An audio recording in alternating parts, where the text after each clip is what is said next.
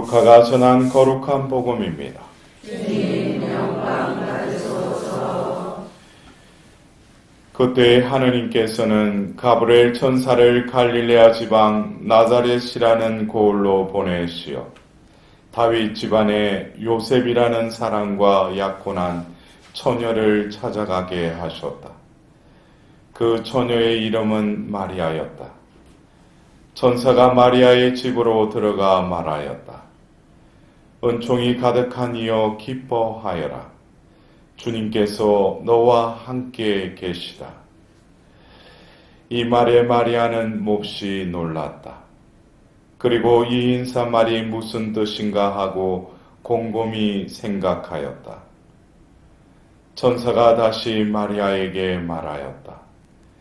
두려워하지 마라, 마리아야. 너는 하느님의 총애를 받았다. 보라, 이제 너가 잉태하여 아들을 낳을 터이니 그 이름을 예수라 하여라. 그분께서는 큰 인물이 되시고 지극히 높으신 분의 아드님이라 불리실 것이다. 주 하나님께서 그분의 조상 다윗의 왕자를 그분께 주시어 그분께서 야곱 집안을 영원히 다스리시리니 그분의 나라는 끝이 없을 것이다. 마리아가 천사에게 저는 남자를 알지 못하는데 어떻게 그런 일이 있을 수 있겠습니까? 하고 말하자 천사가 마리아에게 대답하였다. 성령께서 너에게 내려오시고 지극히 높으신 분의 힘이 너를 덮을 것이다.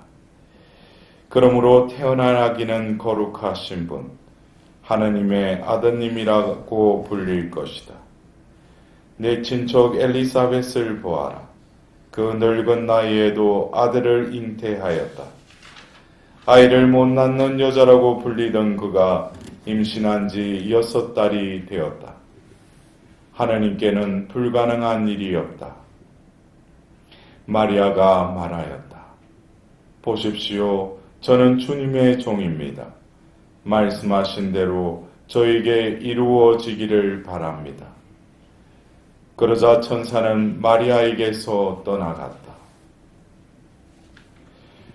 주님의 말씀입니다. 그리스도님 참여합니다.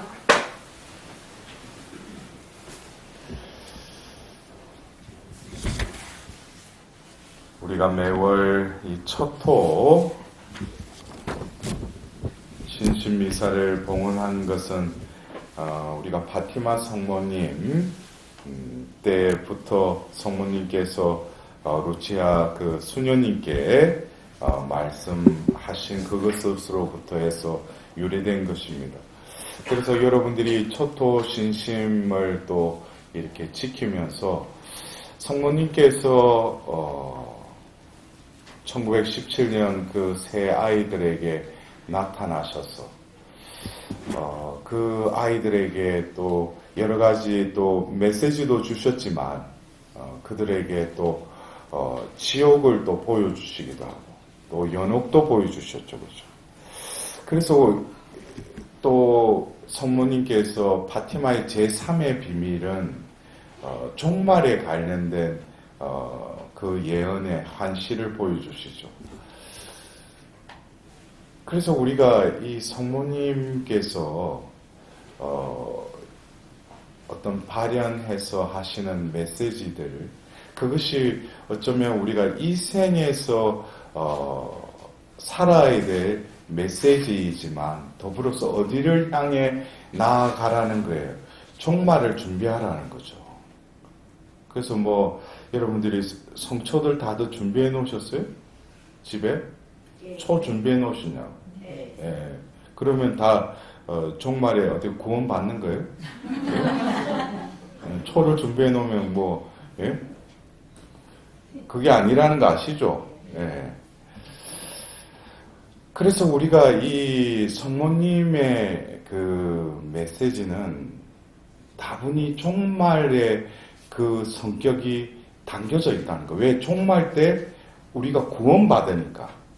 심판받고 지옥으로 떨어지는 영혼도 있겠지만은 그때는 구원받는 때라는 거죠. 그래서 성모님의 어떤 메시지를 우리는 그냥 현세적인 차원에서만 이해한다면, 어쩌면 그 파티마 성모님께서 기도하라, 보속하라, 희생하라, 이 의미를 그냥 현세적으로 축복받기 위해서 그 차원에서 그것을 생각하는 것은 성모님의 그 의도를 10분 이해하지 못하는 것이죠. 결국 구원을 바라시는 그 성모님의 마음. 그래서 우리가 지금 이제 새로운 한 해를 맞이해서 지내고 있는 이 대림 시기도 다분히 종말론적인 그런 분위기에서 우리가 이 대림 시기를 지내야 된다는 거예요. 그냥 스쳐가는 한 해의 그냥 시작에 그냥 교회에서는 대림 시기로 시작한다. 그것이 아니라 이 한 해를 시작하는 이 처음에 우리는 다시금 뭐예요? 우리 삶의, 우리 신앙의 정점이자 또 목적을 분명히 깨달아야 돼요. 그것은 우리가 지금 이 대림 시기를 지내는 것은 2000년 전 예수님 오신 것을 해석하고 그거를 기억하는 동시에 두 번째 오시는 예수님을 맞이하는 그런 의미로 우리가 이 대림 시기를 지내지 않습니까? 그래서 어떤 과거를 회상하고 과거로 돌아가자는 게 아니라 과거에 첫 번째 오시는 그 예수님 오실 때에 하나님께서 준비한 영혼들, 또 그들이 어떻게 예수님 오심을 받아들이고 준비했는가, 그것을 우리는 다시금 두 번째 오시는 예수님을 향해서 우리들도 그렇게 살면은 예수님을 맞이할 수 있다는 것이죠. 그런다면 궁극적으로 하나님께서 이 세상을 지으시고 나서 구원하기까지, 당신의 뜻을 완성하는 그날까지 하나님께서 성경을 통해서 여러 당신의 현존을 드러내시고 계시하시는데, 근본적으로는 하나님께서 왜 자신을 또 계시하시고 우리에게 또 말씀하시고 또 사람을 보내시고 당신의 뜻을 이루려고 그러겠어요. 결국 오늘 그 아들에게도 그 표징을 보여주겠다고 하시면서 그 이사야서의 그 말씀, 젊은 여인이 잉태하여 아들을 낳고 그 이름을 임마누엘이라 할 것입니다. 그냥 젊은 여인이 잉태해서 아들을 낳았는데 그 이름을 임마누엘이 뭐라는 거예요? 하나님께서 우리와 함께 계시다. 그래서 그 아기의 이름이 하나님이 우리와 함께 계시다라는 거예요.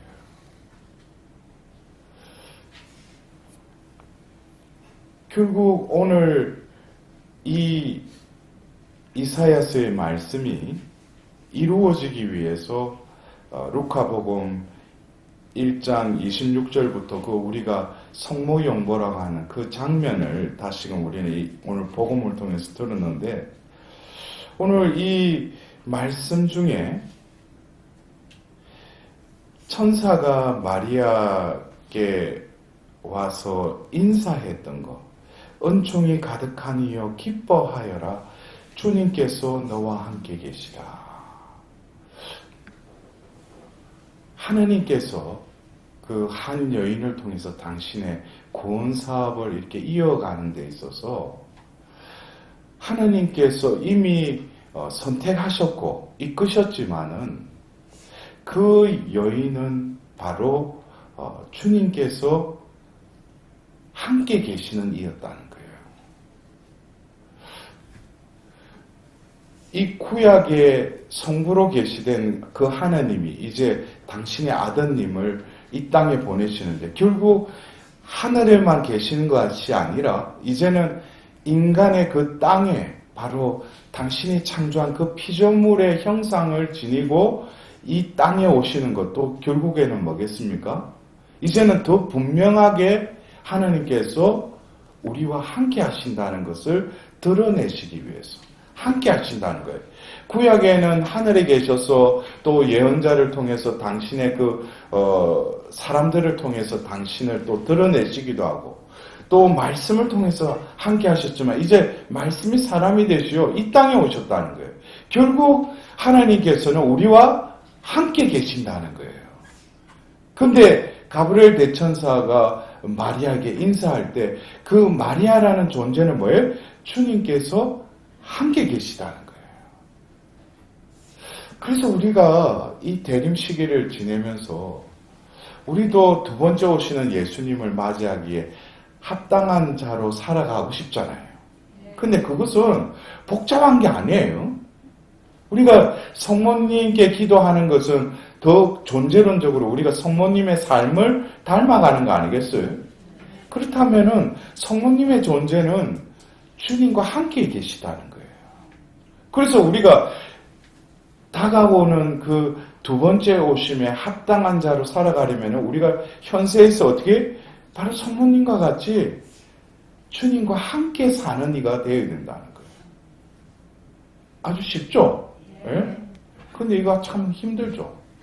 예? 여러분들 주님과 함께 살려면은 모든 거 자기 마음대로 하면 안 돼요.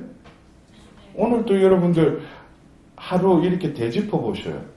아, 주님이 함께 하셔서 주님이 오늘 이쪽으로 가라 해서 이쪽으로 가고 주님이 뭘 하라고 해서 하고 이렇게 했어요? 아니면은 아침부터 자기 생각 또 기도해야 되는데 기도는 내가 하는 것이 아니라 하느님과 함께 있으면 자동적으로 촛불 켜고 기도할 수밖에 없어요.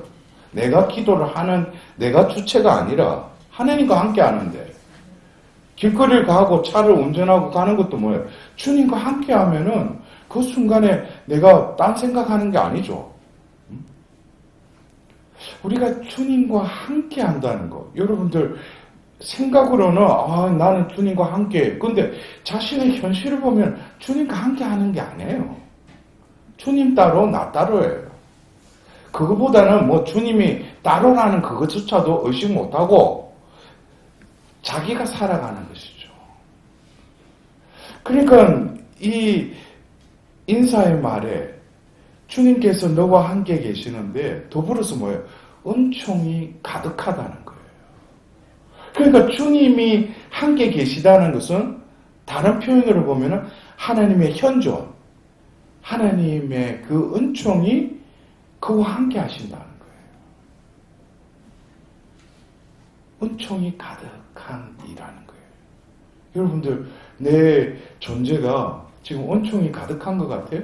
여러분들 한번 자기 존재를 한번 느껴보셔. 내가 은총 덩어리인지 은총쟁인지 그래서 은총이 가득하면 사람들이 보면은 은총하고 보면 완전히 검총은 아니래도 은총이라도 보면 그 사람 보면 기쁜 거야. 그리고 그 사람 보면 뭐예요? 뭔가 뭔지는 모르지만은 어떤 나에게 평화를 주고 기쁨을 주는 존재라. 왜? 주님이 함께 계실 뿐만 아니라 은총이 함께 하니까. 근데 어떤 사람 보면 짜증나. 저 사람 보면은 왠지 보면은 나에게 어둠이 오는 것 같고 왠지 모르게 두 사람 보면 나에게 막 반갑습니다 하고 이 미소를 하는데 완전 이거는 쏙쏙보다 더하게 보면 나한테 막 짜증을 일으키는 거야. 그거는 그 사람이 주님과 함께 있지 않으니까. 그래서 우리가 이 대림 시기에 예수님이 우리 가운데 태어나셔요. 근데 그거를 알아볼 수 있는 거, 느낄 수 있는 거는 뭐겠어요? 주님이 늘 나와 함께 하시기를 바랄 뿐만 아니라 그렇게 살려고 또 그 준비하고 노력하는 이들은 주님께서 우리 가운데 태어나셨다. 이것도 뭐예요? 느낄 수 있다는 거예요. 그러나 평상시에 그냥 하나님 따로 필요할 때만 찾는 하나님이라면 아무리 우리 가운데 태어나셨다고 해도 그것은 하나의 예식일 뿐이고 서쳐가는 하나의 시간일 뿐이고 나와는 아무런 상관이 있다 없다? 없다는 거예요. 그래서 우리가 공생애 때 보면은 예수님의 해당에서 가르치실 때 그 악령 들린 어떤 이가 와서 예수님께 말을 하잖아요. 당신이 누군지 안다고. 근데 당신과 나와 무슨 상관이 있느냐고. 사탄은 우리의 영혼을 뭐예요? 자꾸 하나님과 상관이 있게 만드는 게 아니라 상관이 없게 만들어요. 관계성을 깨뜨려 버리는 거예요. 관계가 없다는 거예요. 그러니까 우리가 세례를 받고 성당을 안 나오는 사람들이 뭐예요? 아니 신앙 가지면 뭐가 떨어질 줄 알았는데 뭐 아무렇지도 않고 뭐 성당에 가봤자 뭐 반기는 사람도 없고 이런 데는 이상하다고 와봤자 보면은 뭐 그냥 다들 뭐 거룩한 척하고 아는 척도 안 하고 보면 그냥 그러다가 보면 이 성당 안 나갈란다고. 결국 그러한 가정 속에서 뭐예요? 어둠이 사탄이 우리에게 유혹하는 것을 야 너가 이때까지 살아왔던 방법으로 그냥 살아가지 뭘 또 하느님 찾냐고. 네가 잘 살아야지. 네가 코백하는 세상에 네가 열심히 해서 열심히 돈 많이 벌고 네가 성공해서 그래 살아야지 하면서 뭐야 하느님하고 자꾸 그 간격을 만들고 서서히 그 간격이 결국에는 뭐야 상관없게끔 만드는 거. 이게 사탄의 계략이라는 거예요. 그래서 우리가 이 한 해를 시작하면서 이 대림 시기를 다시금 우리는 뭐예요? 오소서 주 예수님. 왜 오소서 주 예수님이에요? 뭐 예수님한테 뭐 빚받을 일 있어요? 오소서 주 예수님 그러길래. 우리가 의도적으로도 뭐예요? 내가 또 주님을 잊고 살았다는 거예요. 주님과 함께하지 않은 나 자신의 한 해의 삶, 지난 삶을 이제 회개하고 다시금 하느님과 관계를 맺고 함께하겠다는 거예요. 이 한 해는. 결국 주님께서 함께하시고 은총이 가득한 이인 바로 그 마리아에게 하느님께서는 상상도 할 수 없는 예수님을 인택해 하시죠. 생명을 인택해 하시죠. 이것은 2000년 전 한 여인뿐만 아니라 아브라함의 후손들, 믿음의 그 자손들을 또 똑같이 뭡니까? 그러한 자격을 주셨다는 거예요. 그리고 그에 맞닿는 상속을 해주시기를 하나님은 작정하고 계셔요. 근데 그 상속인들이 거기에 마땅한 자격을 갖춰야 되는데 자격은 받았는데 그것에 대한 합당한 존재 가치가 매겨지지 않으니까 하나님은 주고 싶어도 받을 수가 없는 거예요. 그래서 우리는 이 대림 시기를 지내면서 함께 계신 그 주님과 함께 함으로써 2000년 전 그 마리아의 태에 예수님이 잉태됐듯이 우리도 회개하고 이 대림 시기에 이제 주님 제 남은 삶은 주님과 함께 할 뿐만 아니라 세상 것이 아니라 당신의 은총으로 충만하게 살아갈 수 있도록 저를 도와주십시오 하고 대림 시기를 잘 지내면 바로 2000년 전 성령을 통해서 성모님의 태에 예수님의 생명이 잉태됐듯이 바로 내 영혼의 고유에 예수님이 잉태된다는 거예요. 이것은 어떤 신비의 차원이에요. 이것은 어떤 논리적으로 입증할 수 있는 것이 아니라 이것은 은총의 비단에서 신비의 차원에서 이루어지는 거예요. 그래서 우리는 오늘 다시금 이 파티마 성모님의 그 메시지대로 이 첫 토를 지내면서 성모님의 존재는 어떤 위대하고 어떤 탁월한 존재이기보다는 어쩌면 하느님의 자녀로서의 진수, 하느님 자녀로서의 그 혈통을 충실히 사셨다는 거예요. 하느님의 자녀는 바로 하느님과 함께하는 이라는 거예요. 그리고 늘 하느님의 은총이 그를 지배하는 영혼이 바로 하느님 자녀라는 거예요. 그래서 우리가 진정으로 오늘 하답송에도 바로 그 사무엘을 낳았던 그 안나, 한나도 결국에는 돌계집이었지만 하나님의 자비로 잉태하지 않습니까?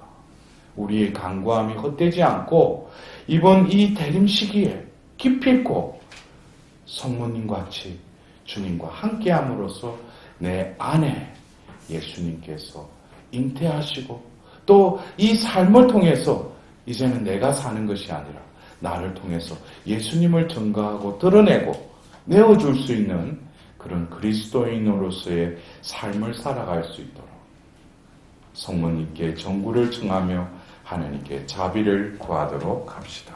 아멘.